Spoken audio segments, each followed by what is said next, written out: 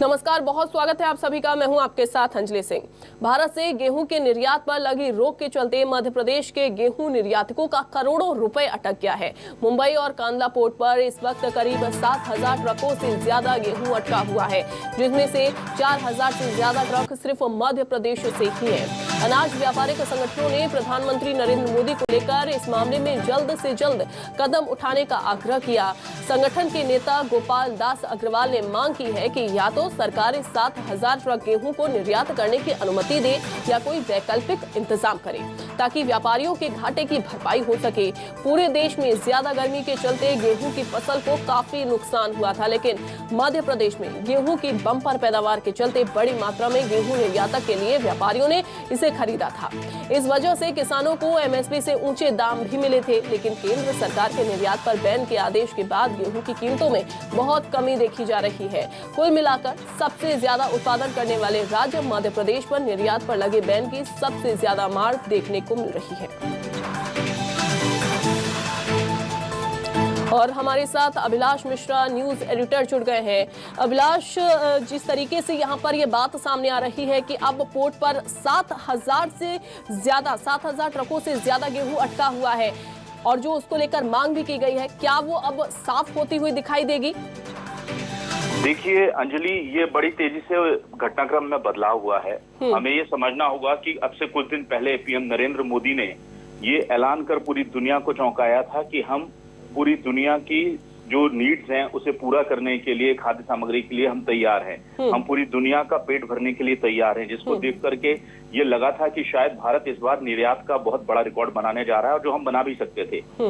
लेकिन जब डेटा सामने आया है भारतीय कृषि मंत्रालय का, उसके बाद ये तमाम चीजें बदली हैं। दरअसल हुआ ये है कि गेहूं की बम्पर पैदावार के पूरे जो कयास थे वो झूठे इसलिए साबित हो गए हैं क्योंकि ज्यादा गर्मी के चलते बालियों में गेहूं सूख गया, और उसकी वजह से जो फसल दिख रही थी कि इतने पैदावार होगी, उससे काफी कम फसल हुई। खासतौर से पंजाब को इतना नुकसान हुआ है कि पंजाब अपनी पाया। पंजाब एक ऐसा राज्य था जहां पर सबसे ज्यादा गेहूं का उत्पादन होता था। मध्य प्रदेश अकेला एकमात्र राज्य है जहां पर मौसम ने किसानों का साथ दिया है और यहां बम्पर पैदावार हुई, जिसके बाद गेहूं के दामों में अचानक यूक्रेन रशिया के संकट की वजह से उछाल देखने को मिला था। अंतर्राष्ट्रीय स्तर पर कई देशों ने भारत से स्पेशली मांग की है, कई के ऑर्डर पेंडिंग है। टर्की ने 50,000 टन गेहूं जो है वो भारत से लेने के लिए ऑर्डर दे रखा है। इसके अलावा और कई देश हैं जो भारत से गेहूं खरीदना चाहते हैं।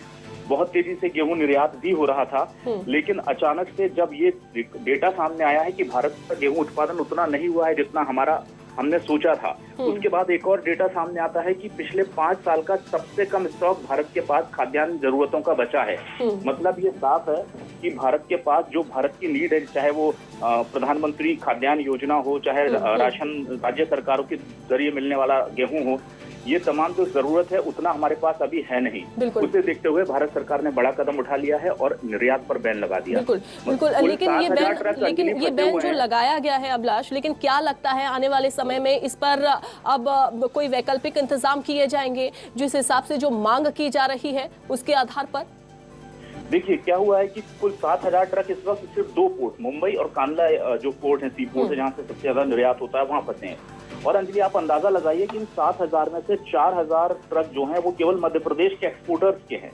आपको याद होगा कि भारत सरकार ने और मध्य प्रदेश सरकार ने ये कहा था कि एक्सपोर्टर्स आए, हमारे किसानों के गेहूं को ऊंचे दामों में खरीदें और विदेशों में उसे भेजकर अपना मुनाफा भी कमाएं। अब इन एक्सपोर्टर्स ने गेहूं खरीद लिया, उसे लोड करके मध्य प्रदेश से मुंबई तक पहुंचा दिया, और वहां कई दिनों से ये ट्रक खड़े हुए हैं।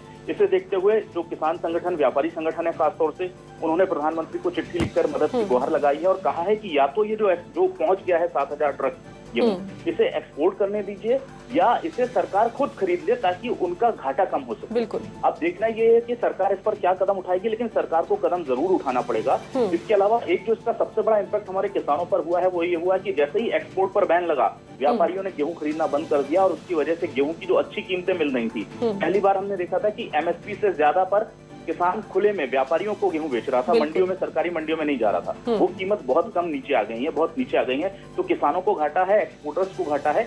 लेकिन ये समझना होगा अंजलि कि जब देश में खाद्यान्न कम रहेगा और हम एक्सपोर्ट कर दें तो उससे आने वाले समय में हमारी स्थिति खराब हो सकती है। मनमोहन सरकार के समय 2004-5 में भारत ने गलती की थी जब गेहूं को बहुत ज्यादा एक्सपोर्ट कर दिया था अंतर्राष्ट्रीय डिमांड को देखते हुए, और फिर ऐसे हालात आ गए थे कि भारत में गेहूं और आटे की कीमत बहुत ज्यादा बढ़ गई थी और भारत को आयात करने की स्थिति में पहुंच गया था। तो उस गलती से सबक लेते हुए ये कदम उठाया है, लेकिन हमें अपने किसानों और एक्सपोर्टर्स की भी चिंता करनी होगी और मुझे लगता है केंद्र सरकार 1-2 दिन में इस पर बड़ा फैसला लेगी क्योंकि उनके ऊपर दबाव बहुत ज्यादा है। बिल्कुल, और क्या फैसला लिया जाएगा वो हालांकि देखने वाली बात होगी। बहुत शुक्रिया आपका जुड़ने के लिए।